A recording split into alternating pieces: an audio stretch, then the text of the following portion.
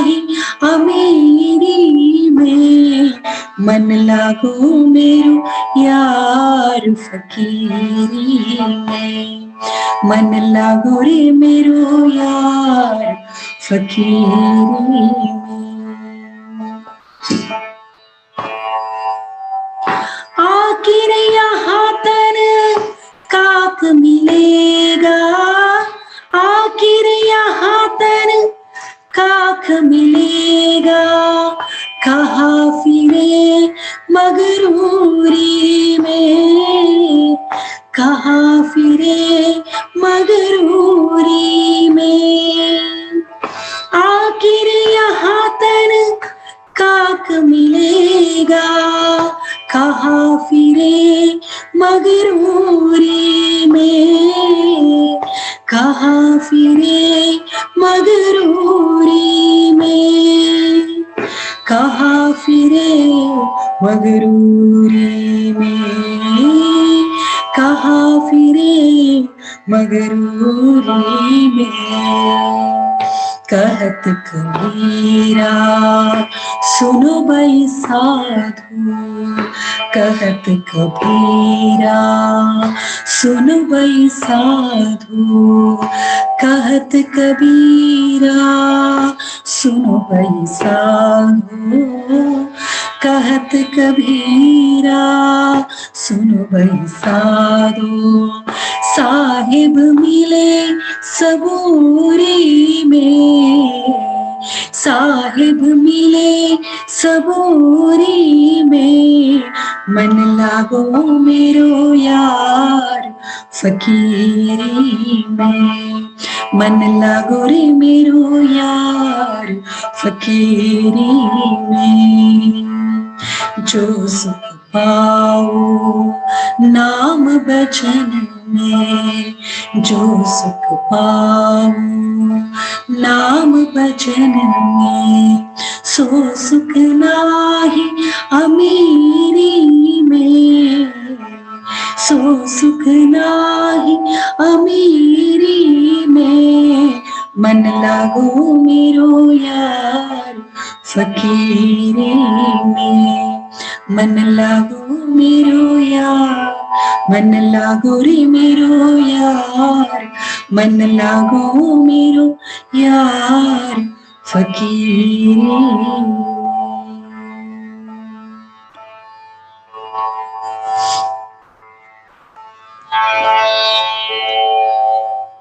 Thank you so much, ma'am. That was so beautiful. Thanks. Thank you. Thank you. Friends, let's get into the meditation session now. I'll invite Shibu to take over for another beautiful meditation session. Shibu, over to you. Thank you, Sunil. Thank you so much, Mangala ma'am. Good morning, good evening, everyone. All right, so yesterday we learned about the 4 agreements. And one of the agreement was to always do our best. Our best is, what I mean by the best is our personal best, not the imagined best or the best as defined by the society or somebody else, right? Not any best, just our personal best at this point in time. So we learned that once we do our best, there is no judgment, and we are in a free state. Right? Let's be in that state. Now we are going to do the meditation, that even our meditation be like that. Let's do it wholeheartedly.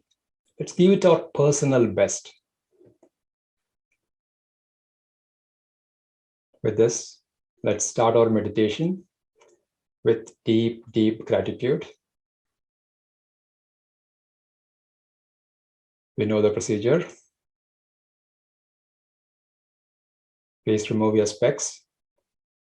Thank you for everyone who have turned on the camera. Thank you. Let's start by relaxing your body. Sukhasana. Sit comfortably. Clasp your hands. Cross your feet. close your eyes.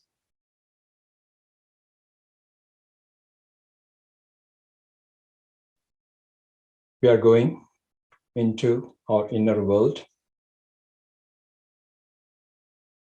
Let's now be absolutely comfortable.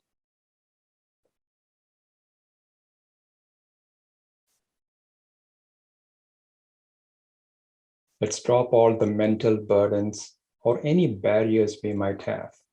Let's drop all the expectations.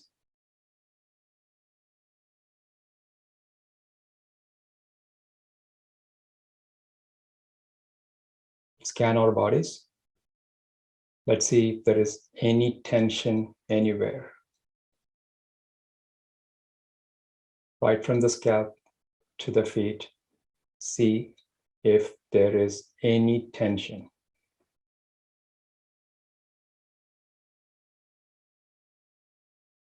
Take your time. Allow your body to relax. Absolutely relax. Every cell in the body.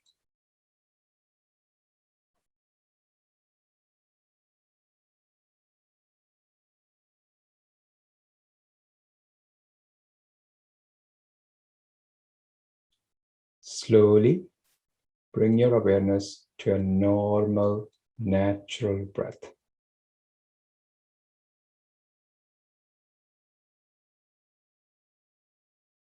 Let's be with our breath, who is our best friend for life.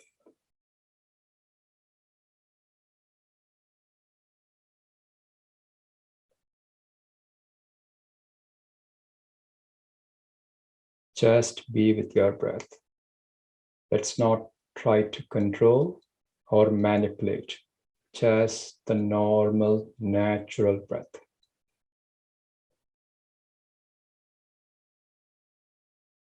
Let's be the pure observer.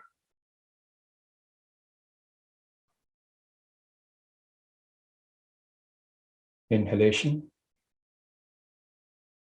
exhalation. Just be with the breath. Anapanasati.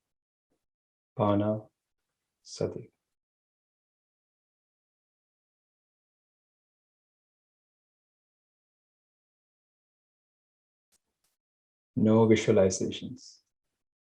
Thought comes, it's okay. Just come back to the breath.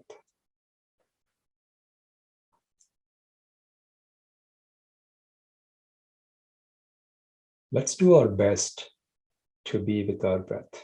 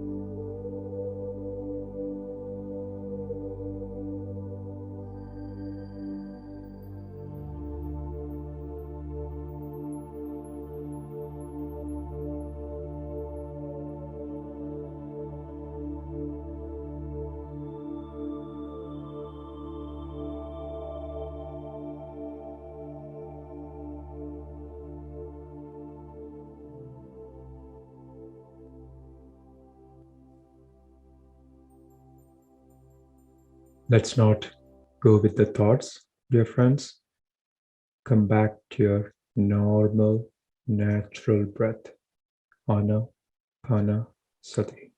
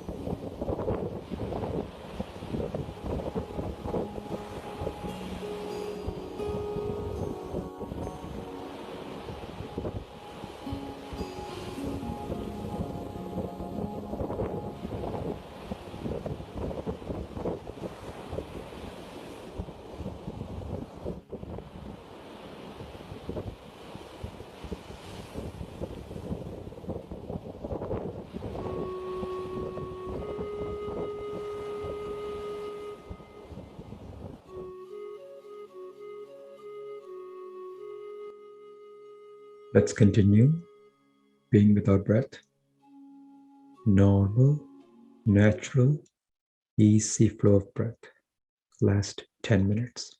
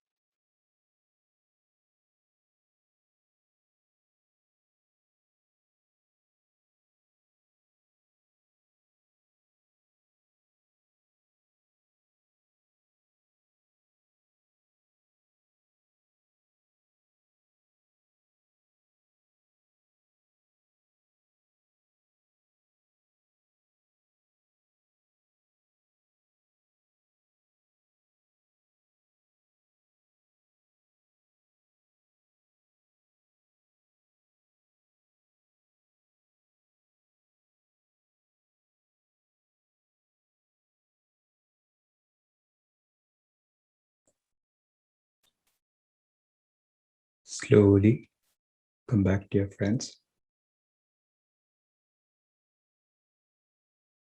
Please bring your awareness to your body.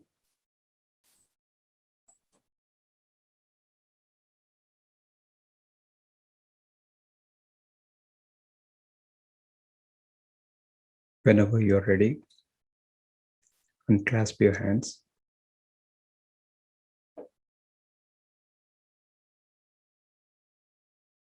Place the fingers on your eyes for 5 to 10 seconds.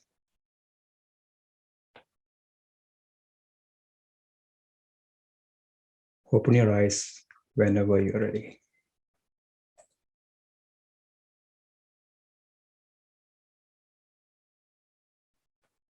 Thank you.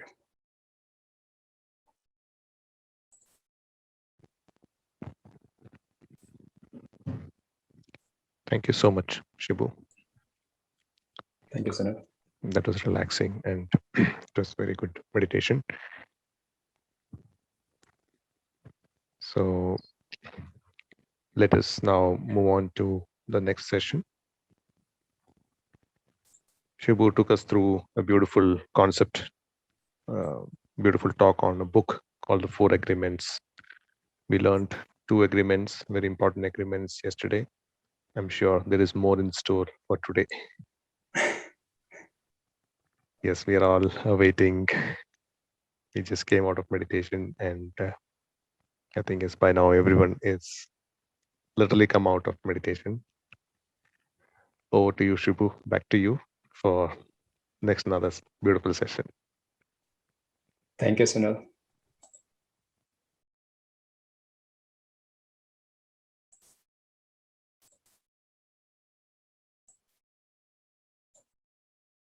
So, Sunil, can you see my screen?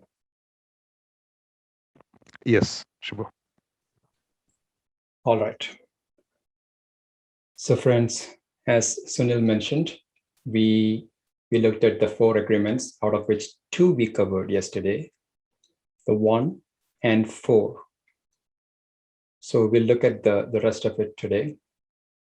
So 4 agreements was given to us as part of an ancient Toltec wisdom. So what is Toltec? So they are an ancient Mexican tribe. They actually were known as the women and men of knowledge. So let's start this session with deep gratitude to those Toltec masters who's given us this timeless wisdom. And if we can make these 4 agreements consciously, if we can agree to these and make it a practice, then we can repair the damage which is already caused to us. Essentially, we can just move from hell to heaven. That's the promise.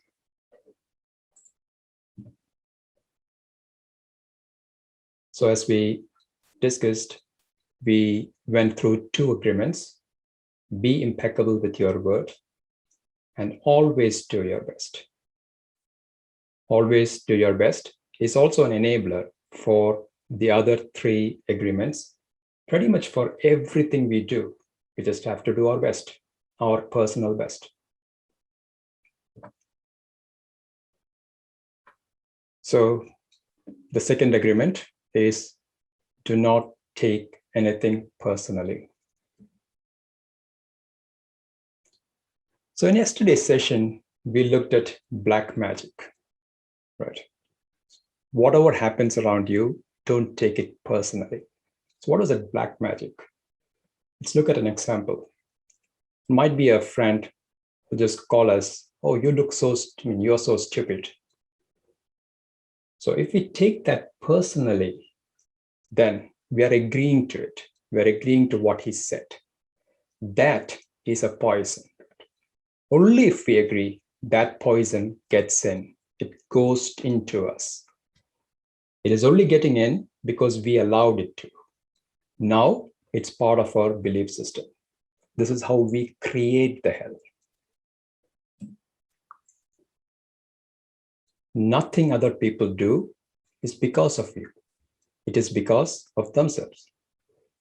Their point of view comes from all the programming they received during the domestication.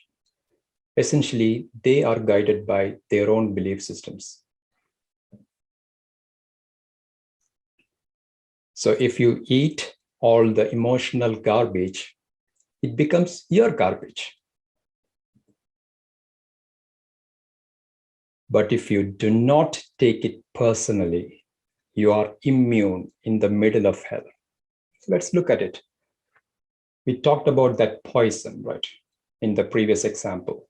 So that poison is not going to go in because we are not taking it personally. So what does it do to us? The poison is there, but we are immune to it. So what does this guarantee? We are getting that immunity to the poison in spite of being in the middle of hell, right? In spite of being. That's the gift this agreement is giving to us. Can consider or compare this to a lotus, beautiful, untouched, in the middle of all the dirt around it.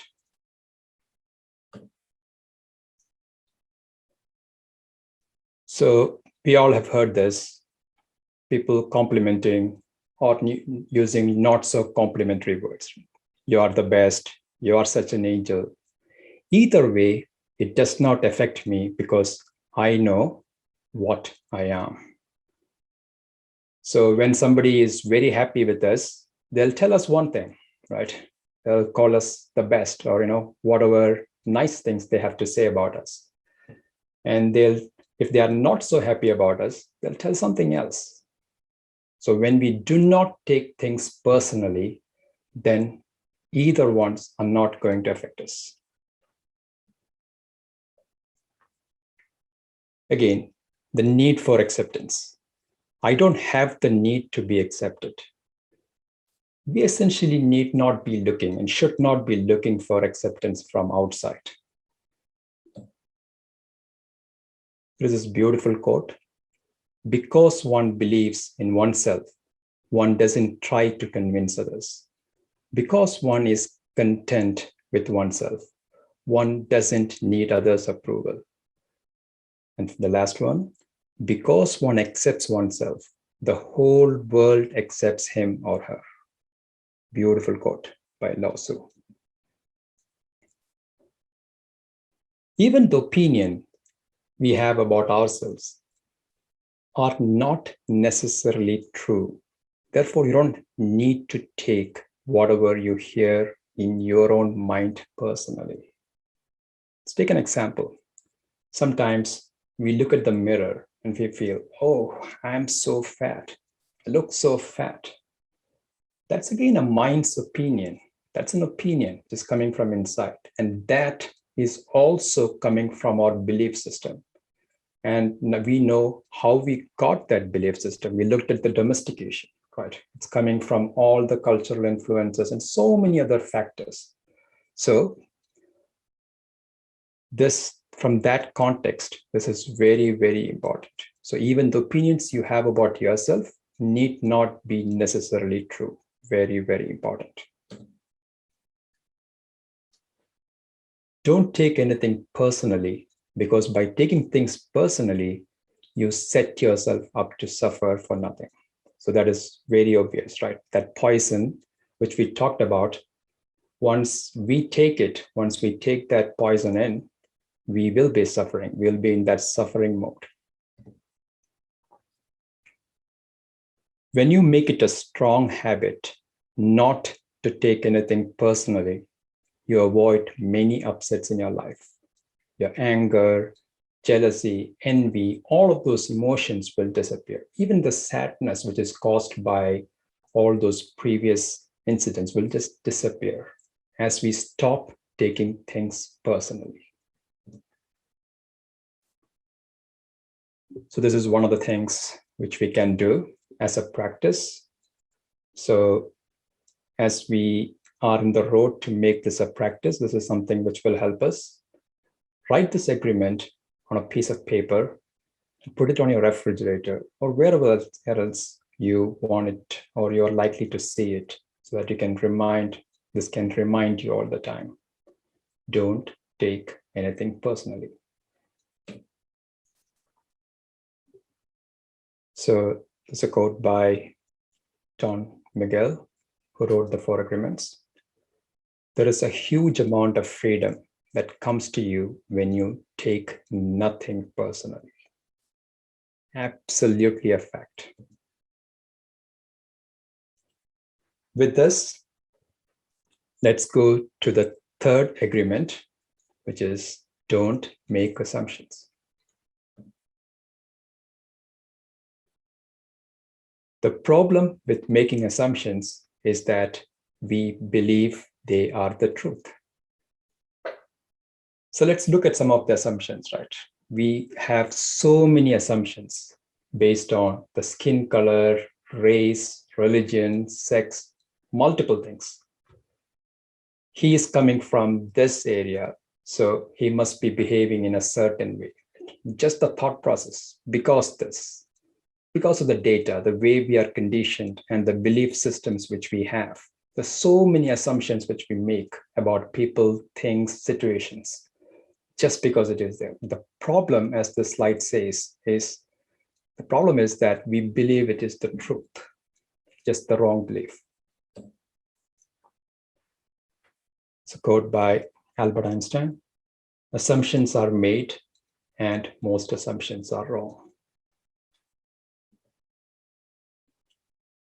Whenever we make assumptions, we are asking for problems. We make an assumption, we misunderstand, we take it personally, and we end up creating a whole big drama for nothing. Let's again take an example. So we go to the market to buy something. We saw somebody who we know. They didn't acknowledge you. We saw them, they didn't acknowledge. We assume that they saw us, and we start taking it personally. We took it personally. We assumed that they saw, and they didn't acknowledge. So it has to be personal. We took it personally. There's so much thought process in the head. Why did he do that? Why? We might even start gossiping about it. So look at this whole train of events, right? It just started with an assumption. An assumption, we take it personally. Talked about the gossip, right? That's how we communicate. Because inside us, we are suffering. There is suffering inside us, all for nothing. Started with assumption, suffering, gossip. It just goes into that one vicious circle. So this is the next thing is related to the relationships, making assumptions in our relationships. We make the assumption that our partners know what we think and that we don't have to say what we want. Again, we assume that they will do what we want without even telling them or asking them. So if they don't do it, then we take it personally. Internally, we are hurt. We go into that suffering mode. In our minds, we'll be thinking, you should have known. It just goes on and on. How did this start? Again, a simple assumption. This creates this whole drama. And the culprit, a simple assumption. We assumed that they will do what we want. It was again an assumption. We thought they know.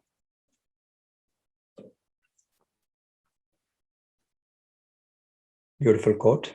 Assumptions are the termites of relationships. In any kind of relationships, we make the assumption that others know what we think, and we don't have to say what we want. This is absolutely not true, because in others' mind, they have their own drama, their own situations going on, right? So we cannot assume that they know what we think. So it is absolutely not the case. And we make the assumption that everyone sees life the way we do, think the way we think, feel the way we feel, and judge the way we judge. Again, an assumption. As we discussed, everybody is living their own movie of life, their own movie, right? If we create our movie, we can imagine this as we are the producer, we are the hero, we are the director. Obviously, everything will be from our point of view. Others are playing supporting role, right? The point is, others are also having the same thing. They have a movie going on where they are the producer, hero, and the director or the heroine. So from that context, this is very, very important. So we make assumptions about ourselves too, and this creates a lot of inner conflict. We might think that I am able to do this. That's also an assumption. Later on, we discover that we might not be able to do this, right? We tend to overestimate or underestimate. We need to ask more questions to ourselves and find those answers rather than making just assumptions. So what's the key to all this? How can we not make assumptions? That's where the communication comes in. The way to keep yourself from making assumption is to ask questions. Make sure the communication is very, very clear, crisp. If you don't understand, ask again. Keep asking. Let's have the courage to ask questions until we are absolutely clear about what we want. So again, there might be a problem, right? Even if others say something, and I'll just go back to the second agreement, right? It's got nothing to do with us. We should not be making assumptions. Let's clarify those. Let's not take things personally. Our job is to clarify and not to make assumptions.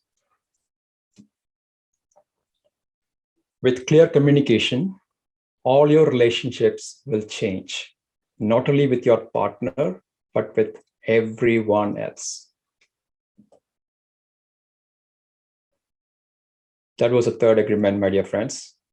Now, let's look at a summary of all four agreements. First, we looked at the first agreement and also the most important agreement to be impeccable with the word. Speak with integrity.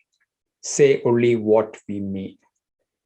Avoid using the word to speak against yourself or to gossip about others. We looked at all of that yesterday, the black magic, white magic. And we know word has the power.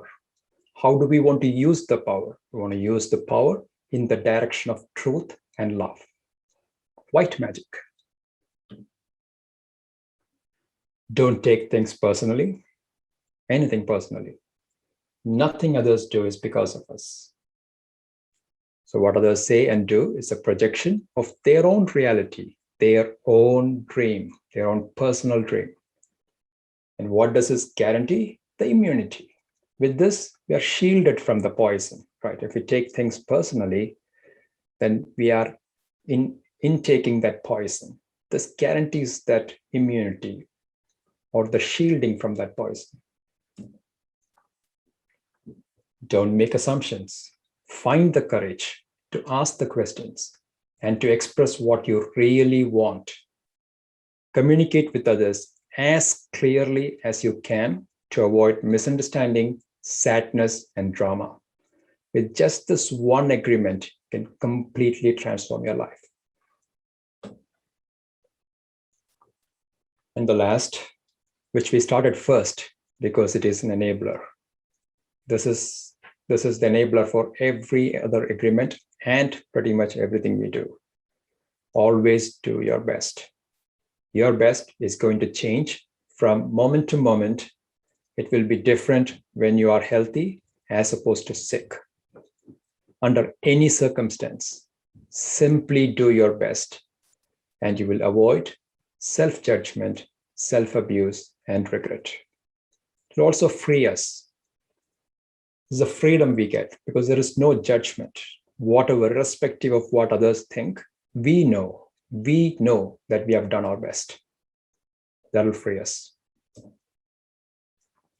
Friends, There is a fifth agreement as well. It came out in the next book from Don Miguel. It's called the Fifth Agreement. And this is also a very important agreement. It is always be skeptical, but learn to listen.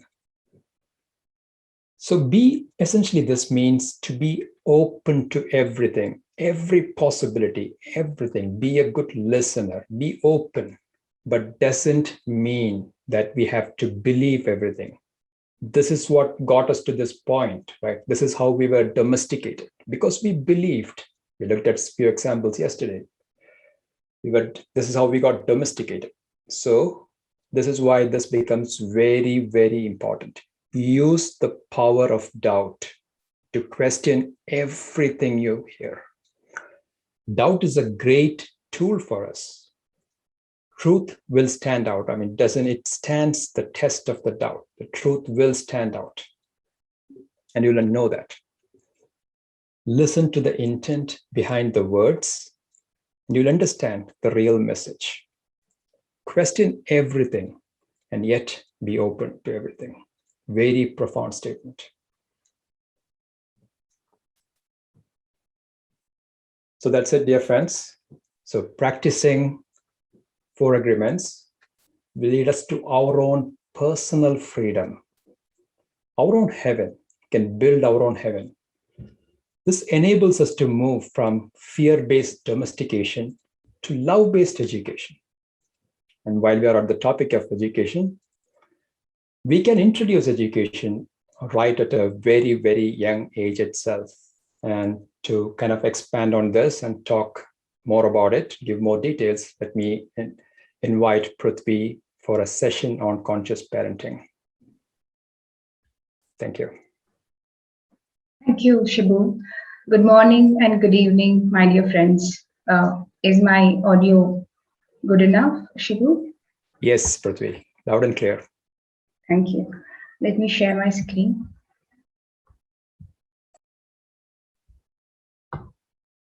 Can you see my screen?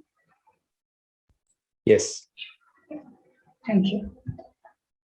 So we just saw the 4 agreements, and finally Shibu told us how the domestication happens.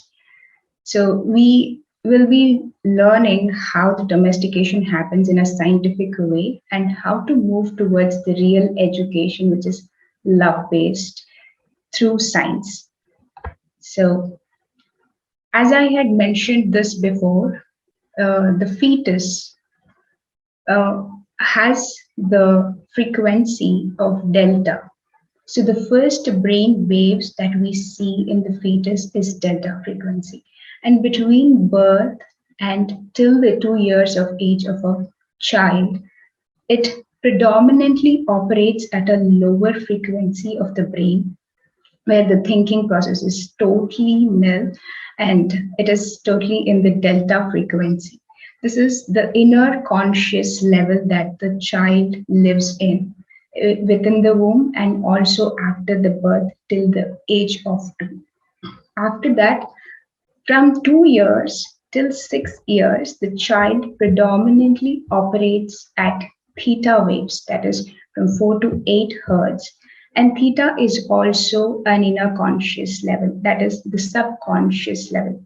So for the first 6 to 7 years, the child is predominantly operating in a lower brain frequency, which is more suggestible and more programmable.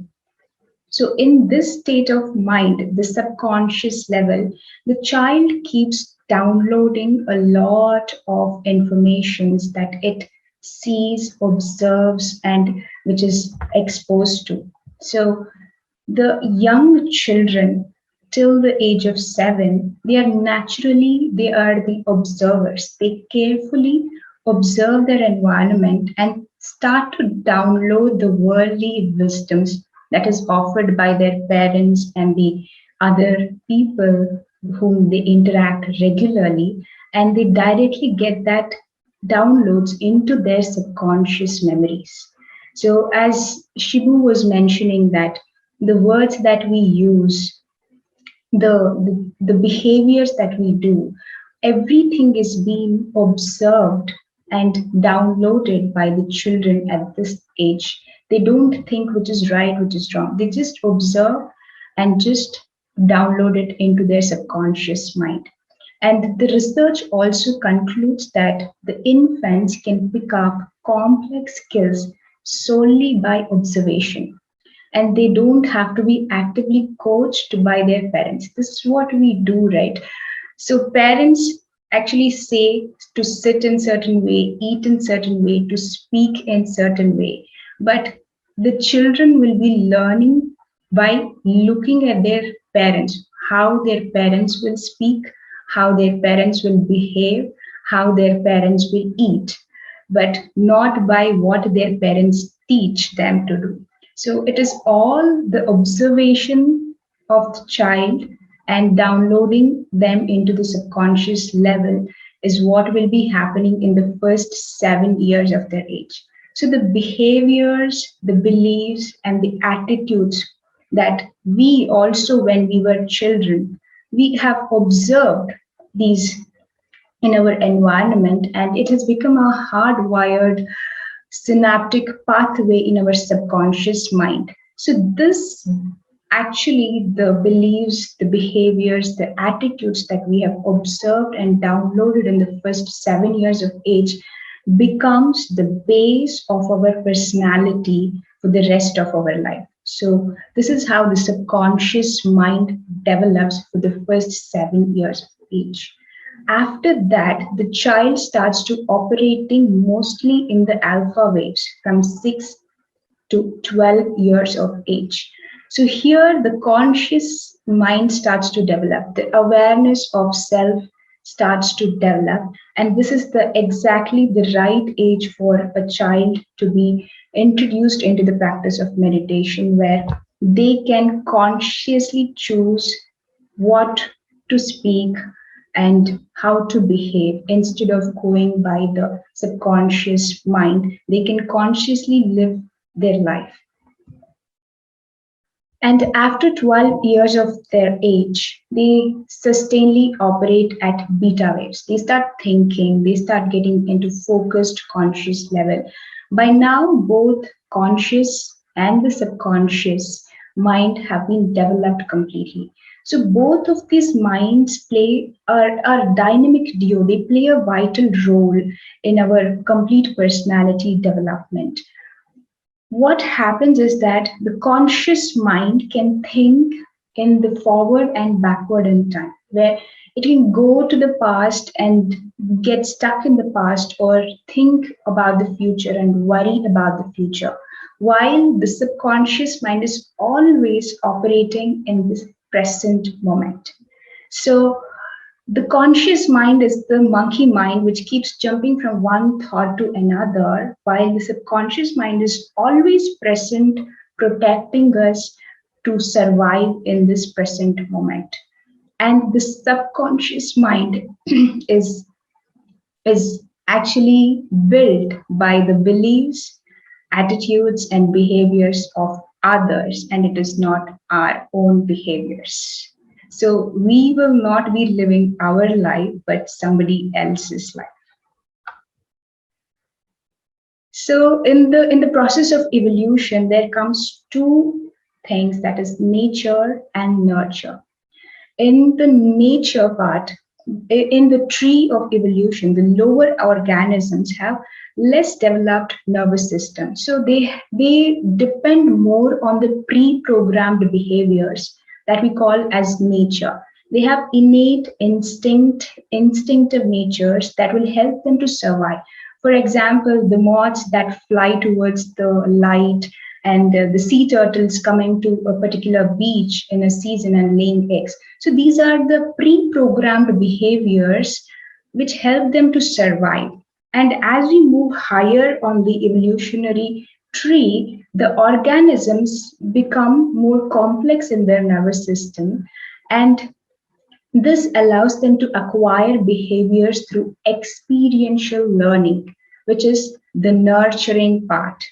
So this nurturing part helps us in creation. So the we humans have the most complex nervous system. What does that mean? Which means that we are mostly nurture based. We learn from experiences and our behaviors, our personality, everything depends on how we have been nurtured. And we have to be more creative, intuitive, artistic, having a holistic perspective towards life because we have that complex nervous system. But are we really living that life? But why are we not able to live to our full potential? When we ask this question, what comes up is we are nurtured wrongly. We are nurtured wrongly because we still think we have to strive to survive. The survival mode is still so actively present in our brain. In the brain, we just have a very small limbic part of the brain which activates in the threat time in the survival mode, which helps us to survive. But we are totally depending on the survival mode and not utilizing the rest of the brain, which is a part of creation. And being stuck in the survival mode, we are always in stress. We are always in worry. We are stuck in the hell, in the black magic that Shivu mentioned. So the nurturing begins even before the conception of a baby. It's not that the nurturing happens only after the baby is born. It happens even before that, while the mother and the father, how their attitudes, behaviors, their emotional status has a huge impact on the genomic imprint of the baby. So the mother has a greater influence in bringing up and development of a child. So the developing child receives far more than the nutrients from the mother's blood. If a mother is stressed out, if the mother is not in the right status of mind, if mother is not ready to conceive, she releases a lot of stress hormones, this cortisol, the glucose, which actually enters into the fetus. And this hinders the development of the brain in the fetus. And this is why we see autistic kids and genetic disordered kids. And these disorders are mainly related to the mental status of the mother and the father. So the parental attitude have a extensive uh, effect on the development of the fetus and the health of the fetus, the mental and the physical health of the fetus. So how do we actually nurture rightly? So there was a study done by the Harvard University where they took two groups of orphanages. Group one, where they gave a very nutritious food, excellent education, all the sports, every facilities were given to these orphanage kids in the group one. And in the group two, they gave a lot of, they were volunteers to give them a lot of care, love, and touch. So they were touched with care and love, and they were nurtured with a lot of compassion and kindness.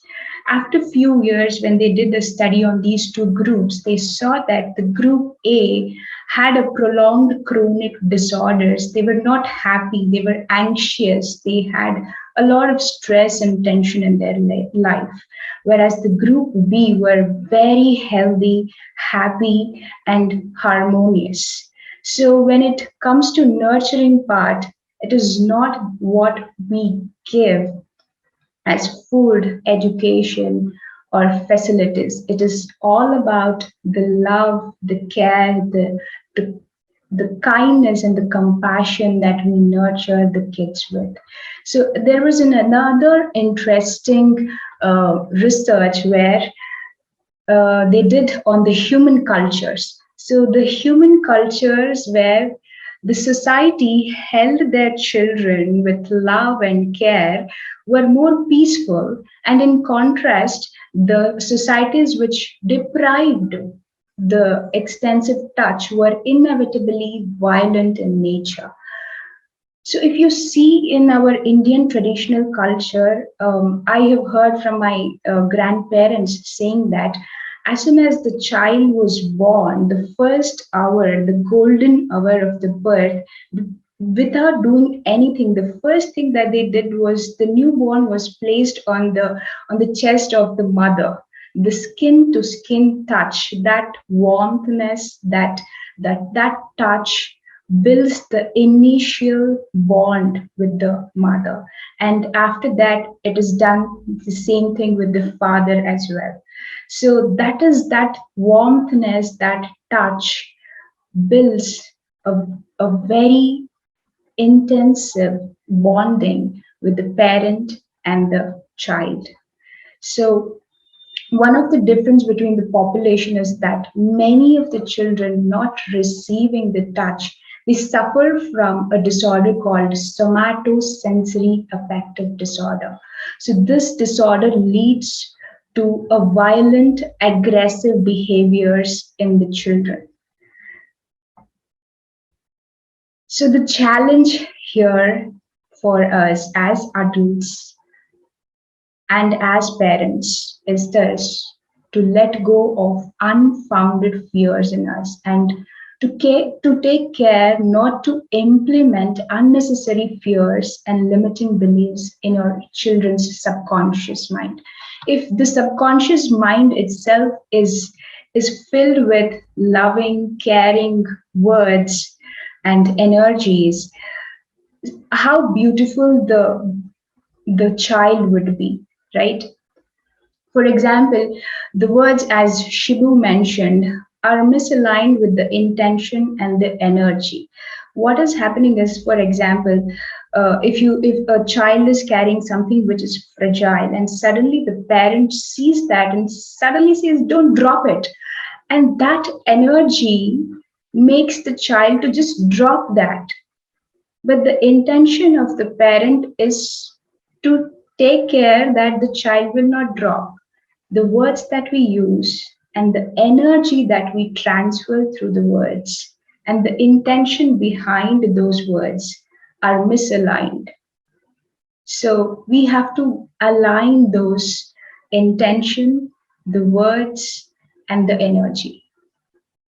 By aligning these, we become more compassionate, we become more loving. Instead of saying, "Don't drop," if we say, "Be careful," that will give a positive energy and will help the child to carry that fragile thing in a much better way. So, we as adults have to shift our own self from autopilot mode, from the survival mode to the creation mode. And that can happen with the help of practicing of the meditation. We become more conscious. We start becoming more aware of our words, of our actions, of our energies that we transfer with the practice of meditation. So, what humans need is nurture in the form of right words, positive energy, and most importantly, even the science and the research says that the most important growth promoter for humans is the love. Love can heal the fear. Love can heal the limiting beliefs. Love can promote the health. All we need to do is to be in love. Thank you. Thank you so much, Prithvi. That was amazing.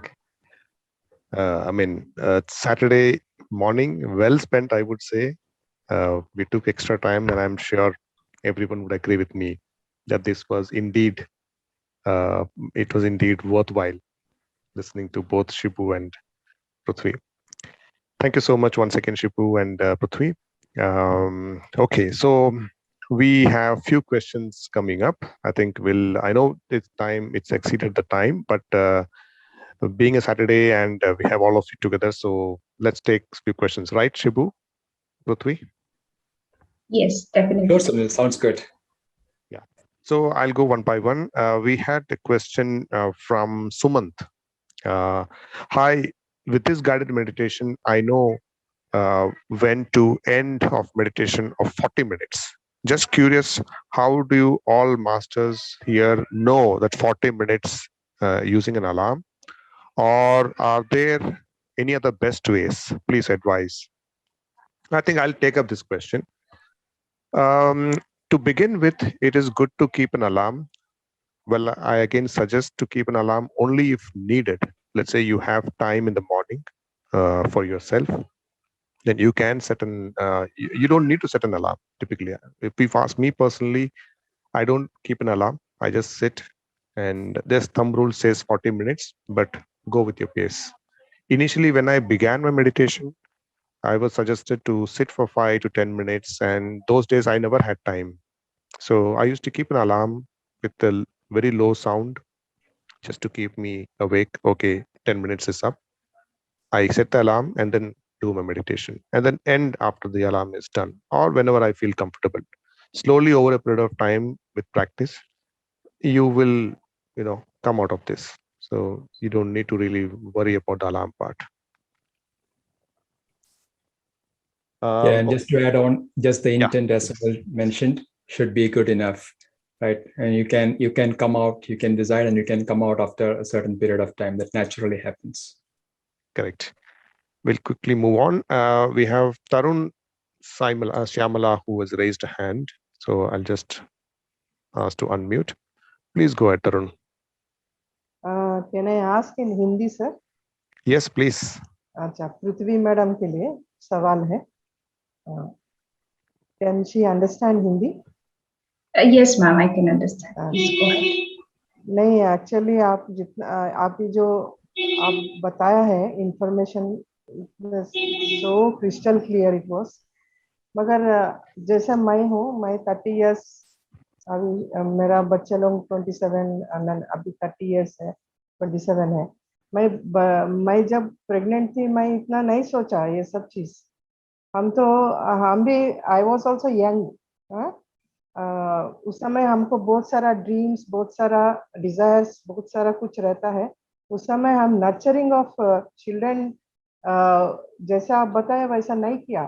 तो अभी क्या कर सकते हैं हम उसके लिए? It's never too late to nurture. You can even start it off now. Love can be given anytime. So there's no age. There's nothing that stops us from giving love. That's what I feel. So one more thing is that to have a baby, हम लोग को एक तपस्या है. जैसे आप बता रहे हो, ये मेरे को लगा ये एक बड़ा तपस्या है. It's not just having I become pregnant and delivery child. It's not that. It's not ends there. एक बड़ा तपस है तुमको सोच के तभी you have to be ready to have a child. ये right है sir, madam? Yes, definitely. Okay. It's a blessing. Thank you very much for your wonderful knowledge section, ma'am. Thank you. Thank you, ma'am. Thank you so much. Thank you. Yes, the 4 agreements keeps us afloat. All right, we'll move to Shirish Subedar. Please go ahead. Yeah, thank you for the wonderful session and learnings. I have one query which I already wrote, but nevertheless I'll speak out. It is about the operating frequencies that we learned. Is it possible to voluntarily change our operating frequencies whereby we can gain those attributes which are received? For example, in the infant stage, we are very receptive and programmable. So perhaps during later stages of life, we need to be able to be programmed. So is it possible? Yes, definitely. That is where the meditation practice comes in. We can actually tap into different states of mind and frequencies through meditation, and we can reprogram our subconscious mind and break the belief systems that is already been programmed in our subconscious mind. Definitely, we can do that with the practice of meditation regularly. Okay. Thank you so much. Thank you. Thank you. We have Aswini, who has a raised hand. Please go ahead, Aswani.